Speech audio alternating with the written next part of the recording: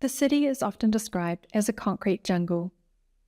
This suggests a drab and inhospitable terrain with a drudgery of sameness, cold-faced structures, and people living in a system of rules and routines. By contrast, art is a product of creative human expression. It is generally seen as imaginative, cathartic, and vivid. But another important feature of art is that it doesn't usually stick to the rules of a system. So how can these two broad categories be reconciled? How do they interact or speak to one another? And what can art tell us about the city as either a concrete jungle or place of creative expression? In the post-war era, the rebuilding of cities in Europe and North America largely adopted principles of modern urban planning that stressed the need for rational order, utility, and productivity. This resulted in wide-scale urban renewal plans that transformed the building of cities. But not everyone was a fan. In her book, The Death and Life of Great American Cities, Jane Jacobs objected to modern urban planning. Instead of saving American cities, she argued this was the sacking of American cities. Concrete slab superblocks became markers of modernism's failures, and with poor socio-economic outcomes, rather than unity and vibrancy. Many artists of the same era attempted to interrupt the city's order. From the late 20th century on, the street was where all kinds of expression found their canvas and audience. Their practices introduced spontaneous or playful interludes that deviated from the structures of urban life.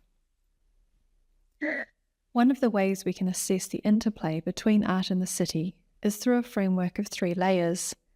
The first layer we can call hardware, similar to the physical components of a computer system.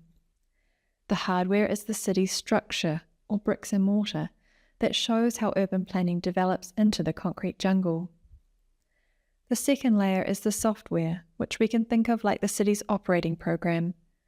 Software conveys the movements of bodies, traffic systems, cycles of goods, and everyday circuits that keep the city going by cementing economic productivity.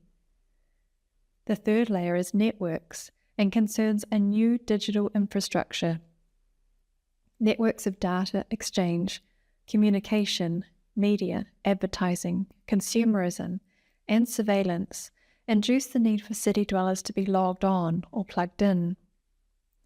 Using this framework, we can analyze art's relationship to the urban system.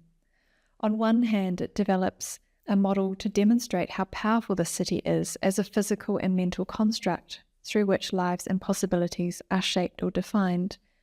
But it can also show how art rallies against a hyper-rational order to channel new energy into the city and directly engage with public audiences. Art can bring new visibility to issues such as homelessness and alienation that are routinely ignored in mainstream discourses. In radically different ways, art can provide a momentary escape from the excesses of top-down order. Through a study of the interplay between art and the city, we can better understand how art generates new spaces of expression that inject moments of imagination and engagement back into the concrete jungle.